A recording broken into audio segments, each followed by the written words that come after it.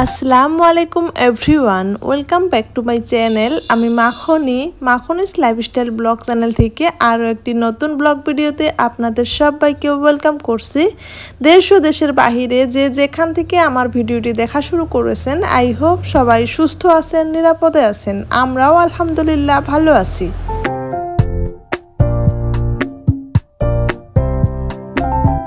আজকের ব্লগটি স্টার্ট করেছি সকালের নাস্তা থেকে। সকালের নাস্তায় খিচুড়ি বানাচ্ছিলাম, তো সেখান থেকে ব্লগটি স্টার্ট করেছি। তো মায়ের স্টাইলে খিচুড়ি বানাচ্ছি। আমার আম্মা খিচুড়ির চাউলগুলো প্রথমে এভাবে ভেজে নেয়, ভেজে নিয়ে তারপরে খিচুড়ি বানায়, খেতে বেশ মজা লাগে। তো সেই কারণে আমিও কিন্তু এভাবে এখন ভেজে নিয়ে রান্না করি। দেখা যায় হাতে মাখানো খিচুড়ির টেস্ট আলাদা, এভাবে চাউলটা ভেজে নিয়ে রান্না করার টেস্টটাও আলাদা। তো সেই কারণে আর কি মাঝে মাঝে এভাবেও বানাই, মাঝে মাঝে হাতে মাখিয়েও বানাই। তো খিচুড়িটা আমি বানিয়ে নিয়ে তারপর ফ্রিজের মধ্যে রুটি ছিল, রুটিগুলো বাহির করে আমি এখন গরম করে নিচ্ছি। তার কারণ হচ্ছে শ্বশুর আব্বা খিচুড়ি খাবে না। গতকালকার রুটি বানিয়েছিলাম, সেখান থেকে কিছুটা রুটি বেঁচে গিয়েছিল, ওগুলো রেখে দিয়েছিলাম।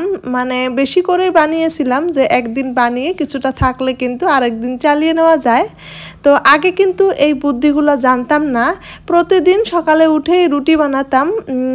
শ্বশুর আব্বা রুটি খেতে ভীষণ পছন্দ করে, তো সেই কারণে প্রতিদিনই রুটি বানাতাম। যখন ব্লগিং করতে শুরু করলাম, একটু একটু করে আপুদের ভিডিও দেখতে শুরু করলাম, তখন থেকে কিন্তু জানলাম যে আমার প্রিয় আপুরা, বাংলাদেশি আপুরা, ইন্ডিয়ান দিদিমণিরা এইভাবে রুটি বানিয়ে বানিয়ে কিছুটা বক্সে ভরিয়ে রেখে দেয়। 2-3 দিন অনায়াসে কিন্তু ভালো থাকে। আসলে ব্লগিং করতে এসে অনেক কিছুই কিন্তু শিখেছি। রুটিগুলো একটু একটু ঘি দিয়ে ভেজে নিয়ে শ্বশুর আব্বাকে চা দিয়ে খেতে দিয়েছি। তারপর এই তো আমি আর আমার হাজব্যান্ড খিচুড়ি নিয়ে বসেছি। তো আমি আসলে খিচুড়িটা বেশ পছন্দ করি। আগে আমার কাছে মনে হয়েছিল খিচুড়ি রান্না করতে অনেক কষ্ট, অনেক দেরি হবে, রান্না করার আলসিতে আর কি কোনোদিন খাই নেই। হঠাৎ কোনোদিন খাওয়া হয়েছিল। এখন কিন্তু ব্লগিং করতে এসে এটাও কিন্তু আমার জন্য ইজি হয়ে গিয়েছে। আমি দেখি প্রায় আপুরাই কিন্তু খুব সুন্দর সুন্দর করে প্রায় খিচুড়ি দিয়ে কিন্তু নাস্তা করে। তো খিচুড়ি রান্নাটা কিন্তু অনেকটাই ইজি। তো এখন কিন্তু আমি প্রায়ই খিচুড়ি রান্না করে করে খাই। দেখা যায় আপনাদের সাথে হয়তো হঠাৎ কোনো একদিন শেয়ার করা হয়। সকালের নাস্তাটা কমপ্লিট করে তারপর আর ক্যামেরাটা অন করতে পারি নাই। আজকে সারাদিন অনেক কাজই করেছি, ঘরের কিছু কাজ গুছিয়ে নিয়েছি, সেই সাথে অনেকগুলো কাপড় ধুয়েছি। তো ওই সব কিছু না আপনাদের সাথে ক্যামেরা অন করে আর শেয়ার করতে পারি নাই, আমার জন্য সম্ভব হয় নেই। তারপর এখন চলে এলাম বিকালবেলা। তো বিছনার চাদরটা তুলে ধুয়ে দিয়েছিলাম, তারপর বালিশের কভারগুলো সবগুলোই খুলে ধুয়ে দিয়েছিলাম। তো ঈদের আগে যেহেতু আমি বেডশিটটা বানিয়েছি, তো বেড কভারটা বেশ কয়েকবার ধোয়া হয়েছে, কিন্তু বালিশের কভারগুলো ধোয়া হচ্ছিল না। তো এইবার আর কি প্রথম আর কি কভারগুলো ধুয়ে দিলাম। তো সেই কারণে কভারের মধ্যে একটু একটু মার ছিল, সেই মারগুলোর জন্য কিন্তু কোচো কোচো হয়ে গিয়েছে। সেগুলো টেনে টেনে আমি বালিশের কভারগুলো লাগিয়ে নিচ্ছিলাম। আসলে দেখা যায় এরকম ডিপ কালারের বালিশের কভার বেডশিট থাকলে বালিশের কভারগুলো একটু কম ধুলেই হয়, শুধু বেডশিটটা ধুয়ে দিলেই কিন্তু হয়ে যায়। তারপর এই তো এক এক করে কিন্তু আমি বালিশের কভারগুলো লাগিয়ে নিচ্ছিলাম। এই মুহূর্তে যারা আমার ভিডিওটি দেখা শুরু করেছেন, তো প্লিজ একটা লাইক দিয়ে ভিডিওটি কন্টিনিউ করবেন। আর যদি আমার চ্যানেলে আজ আপনি নতুন হয়ে থাকেন, আপনি চাইলে চ্যানেলটি সাবস্ক্রাইব করে নিতে পারেন।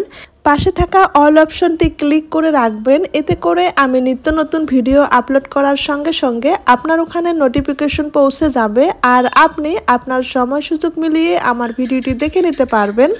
আর যদি 2টা কাজই অলরেডি করে রেখেছেন, আপনাকে জানাই অসংখ্য ধন্যবাদ। আমি থাম্বনেলে লিখেছি ব্লগিং একটি পজিটিভ জায়গা। তো কথাটা কেন লিখেছি সেই বিষয়ে আপনাদের সাথে আমি কিছু কথা শেয়ার করব। আশা করছি আমার আজকের ভিডিওটি আপনাদের থেকে অনেক বেশি ভালো লাগবে। সেই সাথে আমার যদি কোনো ভুল ত্রুটি হয়ে থাকে, অবশ্যই আপনারা ক্ষমা সুন্দর দৃষ্টিতে দেখবেন এবং আমাকে শুধরিয়ে দেওয়ার জন্য আমার কমেন্ট বক্সে সুন্দর একটি কমেন্ট করে আমাকে জানিয়ে দিবেন। এতে করে আমি অনেক বেশি খুশি হব। এদিকে আমি আপনাদের সাথে কথা বলতে বলতে সব বালিশের কভারগুলো লাগিয়ে নিচ্ছি, আর কভারের ফিতাগুলো কিভাবে ভিতরে ঢুকিয়ে রাখি আমি সেটাই আপনাদের সাথে শেয়ার করলাম। আমি জানি আমার আপুরা আন্টিরা সবাই জানে, তারপরেও একটু শেয়ার করলাম। যদি এইভাবে ভিতরে ঢুকিয়ে রাখি তাহলে কিন্তু সুন্দর পরিপাটি দেখা যায়, দেখতে ভালো লাগে। তো যাই হোক, ব্লগিং একটি পজিটিভ জায়গা, আমি কেন বলতে চাইছি আপনাদের সাথে। তো আমি ব্লগিং করার পর থেকে আমি দেখেছি যে ব্লগিং সত্যি একটা পজিটিভ জায়গা। তো আজকাল আমাদের সবার হাতেই একটা করে স্মার্টফোন থাকে, তবে স্মার্টফোনটার কিন্তু আমরা সদ্ব্যবহার করতে পারি। আর আমরা যারা গৃহিণী ঘরে বসে থাকি, কোনো কাজ নেই, আমাদের ঘরের কাজগুলো করি, আমরা গৃহিণীরা একটা ব্লগিং চ্যানেল খুলে আমরা কিন্তু সুন্দরভাবে ব্লগ ভিডিও বানিয়ে শেয়ার করতে পারি। তবে ব্লগ ভিডিওর কিন্তু অনেক মাধ্যম আছে, অনেকেই অনেক ধরনেরই কিন্তু শেয়ার করে। এখন আপনি হয়তো বলতে পারেন যে আমি তো ব্লগ ভিডিওতে কথা বলতে পারি না, অথবা আমার বাড়ি থেকে তো ব্লগ ভিডিও করতে দিবে না। তো এখানে কিন্তু কথা না বলেও সুন্দর কপিরাইট ফ্রি মিউজিকগুলো দিয়ে কিন্তু আমরা ব্লগ ভিডিওগুলো শেয়ার করতে পারি। তো আমি এই কারণেই বলছি ব্লগ ভিডিও শেয়ার করার কথা। আমরা যখন ভিডিও শেয়ার করব তখন কিন্তু অন্যদের ভিডিও দেখার একটা ইন্টারেস্ট চলে আসে। যখন আমরা অন্যদের ভিডিও দেখব তখন কিন্তু এই ব্লগ ভিডিওর মাধ্যমে আমরা অনেক কিছুই শিখতে পারবো। সত্যি সত্যি এখান থেকে অনেক কিছু শেখা যায়। একটা ব্লগিং সত্যি একটা পজিটিভ জায়গা। এই বিষয়ে আমি আপনাদের সাথে আরও কিছু কথা শেয়ার করব, তার আগে একটু ভিডিও রিলেটেড কথা বলি। তো আমি সকালে নাস্তা করার পর তারপর অনেক কাজই করেছি ক্যামেরা অফ করে। তো সব কিছু ক্যামেরা অন করে করা সম্ভব হয় নাই। তারপর বেডশিটটা ধুয়ে দিয়েছিলাম, ওইটা বিকালে আমি বিছিয়ে নিচ্ছিলাম, তখন আবার ক্যামেরাটা অন করেছিলাম। তারপর আপনাদের ভাইয়া চপ নিয়ে এসেছিলো আর দই নিয়ে এসেছিলো, মিষ্টি দই নিয়ে এসেছিলো। ওইটা আমরা দুইজনে আর কি ভাগাভাগি করে খেয়েছি, আর বাকিগুলো ফ্রিজে রেখে দিয়েছিলাম, একবারে আর কি সম্পূর্ণটা খাওয়া যায় না। তারপর এখন রাতের রান্না করতে চলে আসছি। এখন অনেকগুলা মাছ ছিল ফ্রিজে, শ্বশুর আব্বা পুকুর থেকে মাছ মেরেছিল, তো মাছগুলো আমি কাঁচাই ফ্রিজে রেখে দিয়েছিলাম। আজকে আবার ভাবলাম যে মাছগুলো ভেজে রেখে দেই। তো মাছগুলো ভাজতে থাকি আর আপনাদের সাথে আরও কিছু কথা শেয়ার করতে থাকি।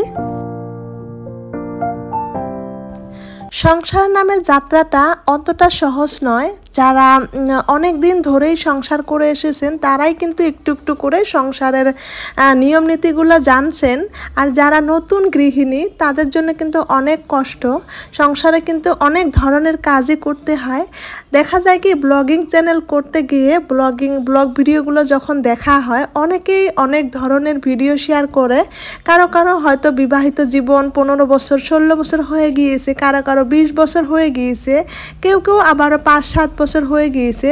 যারা এই এত লম্বা একটা সময় সংসার করার পর ব্লগ ভিডিওগুলো শেয়ার করে, তাদের ভিডিওতে অবশ্যই কিন্তু অনেক অনেক শিক্ষণীয় কিছু থাকে।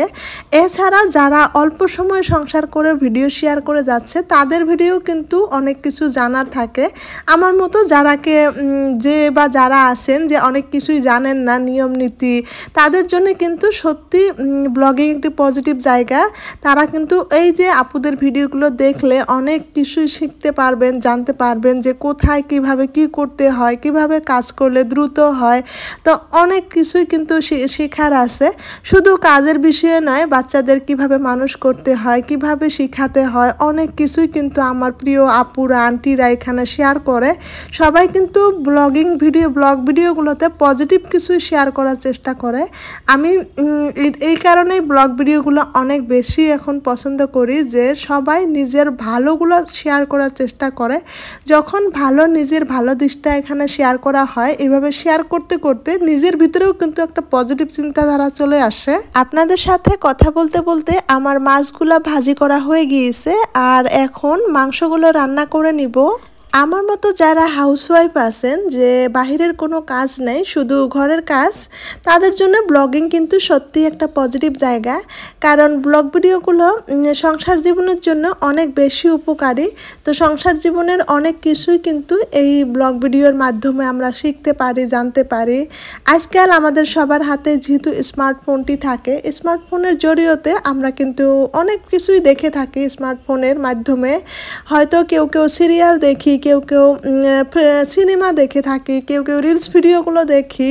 তো এগুলো দেখে কিন্তু অনেকটা সময় পাস করা হয়। তো এগুলা দেখে আমরা টাইম পাস না করে আমরা গৃহিণীরা যদি একটা ব্লগিং চ্যানেল খুলে ব্লগ ভিডিওগুলো দেখি, এখান থেকে আমাদের কিন্তু জীবনের জন্য আর কি জীবনের চলার পথের জন্য অনেক কিছুই কিন্তু উপকৃত হয়। তো সেই কারণে আমি বলছি যারা ঘরে বসে আছেন শুধু হাউসওয়াইফ, তারা কিন্তু একটা ব্লগিং চ্যানেল খুলে সত্যি এখানে ভিডিও দেখে দেখে আপনাদের অনেক কিছুই উপকারে আসতে পারে। তো যাই হোক, আমার অভিজ্ঞতা থেকে আর কি আমি যতটুকু জানি আমি আপনাদের সাথে শেয়ার করার চেষ্টা করলাম। জানি না আমার আজকের কথাগুলো আপনাদের থেকে কেমন লাগবে। যদি ভালো লেগে থাকে সেটাও জানাবেন, আর যদি আপনাদের থেকে কোনো ভুল বলে মনে হয় সেটাও কিন্তু জানাতে ভুলবেন না।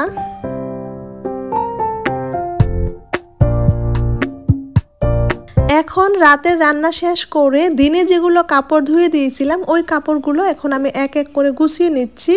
তো দেখা যায় গরমের দিন আসলে যেগুলো কাপড় আর কি আমরা পরে থাকি ওই কাপড়গুলো আমি কখনোই মেশিনে দেই না, কারণ গরমের দিনে পরা কাপড়গুলো কিন্তু পাতলা হয়। ওই কাপড়গুলো মেশিনে দিলে আমার মনে হয় খুব দ্রুতই নষ্ট হয়ে যায়, সেই কারণে আমি মেশিনে দেই না। তো ওয়াশিং মেশিনটা আসলে ঠান্ডার দিনের জন্য খুবই উপকারী, গরমের দিনের পাতলা কাপড়গুলো মেশিনে দেওয়া ঠিক না আমার মনে হয়। তো যাই হোক, কাপড়গুলো কিন্তু অফ ক্যামেরায় সব ভাঁজ করে নিয়েছি, সবগুলোই তো আর ভাঁজ করা দেখানো সম্ভব না, অনেক লম্বা হয়ে যাবে ভিডিও। এমনিতেই আজকের ভিডিওটি অনেক লম্বা হয়ে গিয়েছে, জানি না কে বা কারা ভালোবেসে এই পর্যন্ত ভিডিওটি দেখে এসেছেন।